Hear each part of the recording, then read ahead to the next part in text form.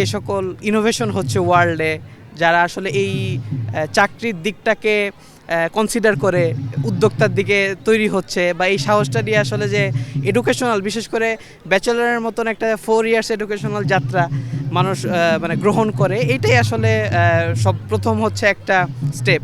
And আলহামদুলিল্লাহ 4 বছরের এই যাত্রা শেষ করে আজকে আমরা এই পর্যায়ে, এটার জন্য আসলেই সত্যি কথা বলতে এই অভিজ্ঞতা মানে অতুলনীয়। প্লাস আজকে মানে মা বাবা দুইজনই আছেন আমার পাশে, এটা আরও বড় আসলে একটা অ্যাচিভমেন্ট ডেফিনেটলি। প্লাস হচ্ছে একটা খুশির, এই আমাদের এই অর্জন ডেফিনেটলি তাদের সাপোর্ট ছাড়া, কারণ বেশিরভাগই আমাদের দেশের যেটা হচ্ছে পার্সপেক্টিভ যে আচ্ছা ঠিক আছে তোমরা পড়াশোনা করে একটা পর্যায়ে চাকরির বাজারে ঢুকবা, বাট তারা যদি এই সাপোর্টটা এইভাবে করে যে আচ্ছা ঠিক আছে তুমি তাহলে এই রিস্কটা নেও, দেখো আরও কিছু মানুষের কর্মসংস্থান তোমার প্রতিষ্ঠানে করা যায় কি না, তাদের এই সাপোর্টের জন্য আলহামদুলিল্লাহ আজকে এই পর্যন্ত এসে সমাবর্তন গ্রহণ করলাম।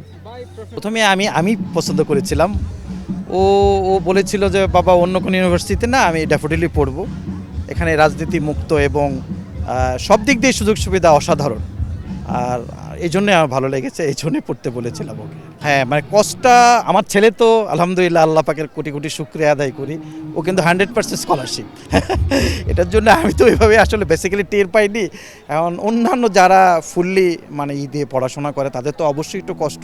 আমি এখানে মানে সব মানে এখানে চেয়ারম্যান মহোদয় সবুজ সাহেব আছেন, সবুজ স্যার আছেন, তার উদ্দেশ্য করেই বলতেছে যে একটু যদি কিছু মানে পড়াশোনার ক্ষেত্রে কিছু একটু কমানো যায় পড়ালেখার ক্ষেত্রে, তাহলে অবশ্যই মানে আরও অনেক অনেক স্টুডেন্ট এখানে ভর্তি হবে। ড্যাফোডিল সবার মুখে মুখেই শুনি এখন, ড্যাফোডিল অসাধারণ একটি বিশ্ববিদ্যালয়। অবশ্যই আলহামদুলিল্লাহ অনেক ভালো। কি বলবো, ওটা তো আসলে ভাষায় প্রকাশ করা যাবে না। অনেক খুশি আমি, আলহামদুলিল্লাহ। অবশ্যই ওদের জন্য দোয়া, এই আর কি। ওর যা ইচ্ছে, আমার কোনোই নাই, ওর ইচ্ছাটাই আমার সব।